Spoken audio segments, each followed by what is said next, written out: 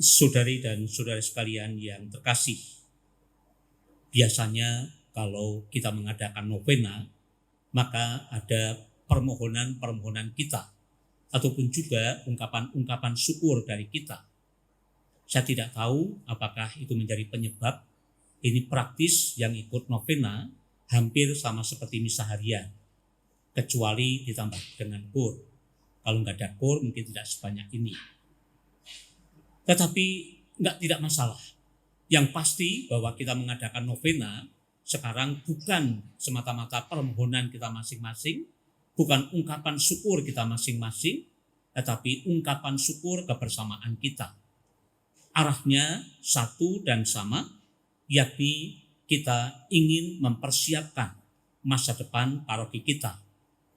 Yang tentu saja di sana kalau mau mempersiapkan, kalau mau memperkembangkan, ada persatuan terlebih dahulu. Dan sebelumnya kita awali dengan ungkapan syukur. Kalau kita sudah tidak tahu bersyukur atas berkat dan penyertaan Tuhan, mungkin perjalanan berikutnya pun juga akan menjadi hampa. Maka tema keseluruhan dari rangkaian novena kita adalah bersyukur dan bersatu mempersiapkan masa depan. Kebetulan juga bersamaan dengan Pekan Doa Sedunia yang arahnya juga sama, persatuan umat Kristiani. Lalu hari ini pun tadi yang sudah saya sampaikan, kita mengambil subtema bertumbuh dalam pengharapan atas dasar iman.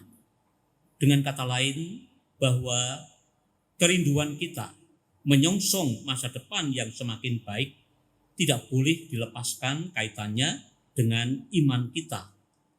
Tentu kita mengharapkan bahwa paroki kita yang secara umum berjalan dengan baik, tentu tidak hanya cukup sampai di situ, berkembang semakin bertumbuh dengan baik. Kita mempunyai masa depan yang cerah. Dan tentu saja iman itu membuat kita mengatakan tidak ada yang mustahil. Sejauh kita berjuang dan berusaha, maka segalanya menjadi dimungkinkan. Kalaupun toh dengan berbagai macam kondisi yang ada, yang mengikuti novena mungkin tidak sebanyak yang kita harapkan. Tapi bukankah Alkitab pun mengatakan, di mana 2 atau 3 orang berkumpul dalam namaku, aku ada di tengah-tengah mereka. Kalau kita semua menghayati bahwa Tuhan tetap ada di tengah-tengah kita, Tuhan tetap mengarahkan kehidupan kita, itu suatu harapan yang baik. Dan kemudian semuanya itu menghantar perjalanan kita supaya semakin bertumbuh. Tentu pertumbuhan itu tidak hanya bertumbuh begitu saja, diwujud nyatakan dalam tindakan-tindakan, dalam program-program, dalam aneka macam kesibukan yang ada di lingkup kita masing-masing. Kita optimis sebagaimana tadi diungkapkan dalam Mazmur tanggapan, angkatlah kepalamu, hai pintu-pintu gerbang, dan terangkatlah kamu, hai pintu-pintu yang berabad-abad, supaya masuk ke Raja kemuliaan. Kita mengangkat muka, membiarkan Tuhan memimpin kita, membiarkan Tuhan mengarahkan kehidupan kita. Tapi kemudian sambil mengangkat muka itu, kita pun juga digerakkan untuk berbuat sesuatu. Karena kita diingatkan oleh Rasul Yakobus, sebab seperti tubuh tanpa roh adalah mati, demikian jugalah iman tanpa perbuatan adalah mati. Maka rangkaian novena yang kita adakan tentu juga harus disertai dengan tindakan-tindakan berikutnya. Apa yang perlu kita lakukan untuk menghidupkan, memperkembangkan paroki kita? Mari kita belajar dari apa yang kita dengarkan dalam bacaan-bacaan hari ini. Bacaan pertama tentang Raja Daud. Bagaimanapun Raja Daud tidak hanya sekedar pemimpin politik. Pada masa itu ia pun juga adalah seorang pemimpin agama. Kita dengarkan tadi apa yang terjadi di sana. Daud pergi mengangkut tabut Allah ke kota Daud dengan sukacita. Daud menari-nari di hadapan Tuhan dengan sekuat tenaga. Kemudian Daud mempersembahkan kurban bakaran dan kurban keselamatan di hadapan Tuhan. Setelah Daud selesai mempersembahkan kurban itu, diberkatinyalah bangsa itu demi nama Tuhan semesta alam. Ada beberapa hal yang kita lihat di sana. Daud yang juga mengedepankan Tuhan. Bagaimanapun kekuasaan yang dimiliki Daud bukan berasal dari dirinya sendiri, tetapi semata-mata dari Tuhan. Tuhanlah yang ditempatkan sebagai pemimpin atas bangsa Israel. Maka ia ingin menjadikan Yerusalem sebagai kota suci, tempat pertemuan antara Allah dengan manusia. Bait Allah di tempat tabut perjanjian ditempatkan di sana sebagai tanda kehadiran Tuhan di tengah-tengah umat Israel. Semuanya menyambut dengan sukacita, berkat sungguh-sungguh mereka rasakan. Itu sepintas kalau kita lihat dalam bacaan pertama, kehadiran Tuhan yang sungguh-sungguh dirasakan, disyukuri, dan membawa sukacita. Hal yang sama seharusnya juga terjadi dengan kehidupan kita. Kemudian yang berikutnya kita melihat dalam bacaan Injil. Kita mempunyai kerinduan supaya kita satu sama lain menyadari diri kesatuan kita sebagai umat paroki atau secara umum sebagai satu keluarga Allah. Bagaimana upaya kita membangun kehidupan sebagai keluarga Allah itu? Kita dengarkan tadi dalam bacaan Injil.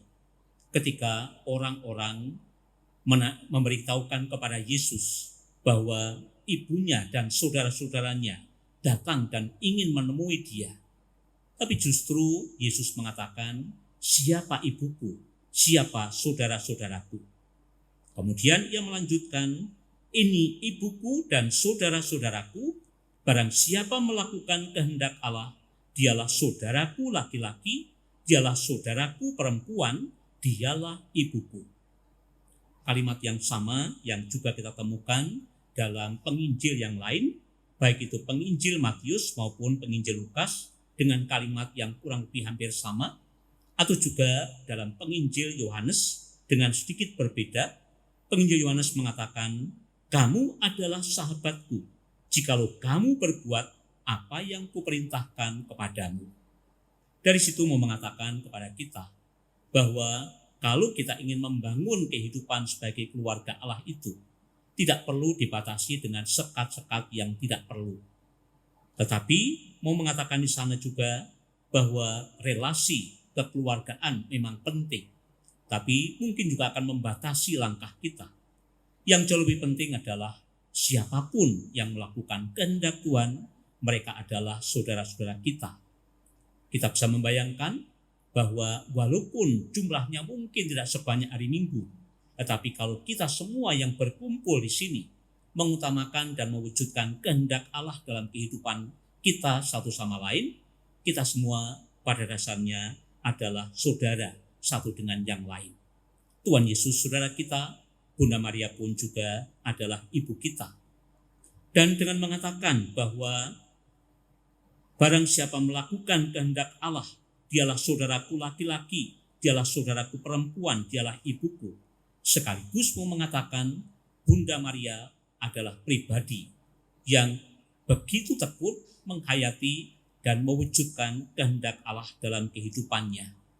Ia adalah teladan bagi kita bagaimana melakukan kehendak Allah itu dalam kehidupannya. Bisa dikatakan kalau Abraham digelari sebagai bapak umat beriman, Bunda Maria juga bisa kita gelari sebagai bunda kaum beriman. Semoga dengan beberapa catatan tadi, kita semakin mampu melangkah maju dengan kesatuan kita satu dengan yang lain, kesediaan kita mewujudkan kehendak Tuhan, keterbukaan hati kita akan kehadiran dan pimpinan Tuhan. Semoga masa depan umat paroki ini menjadi semakin cerah. Tuhan memberkati kita.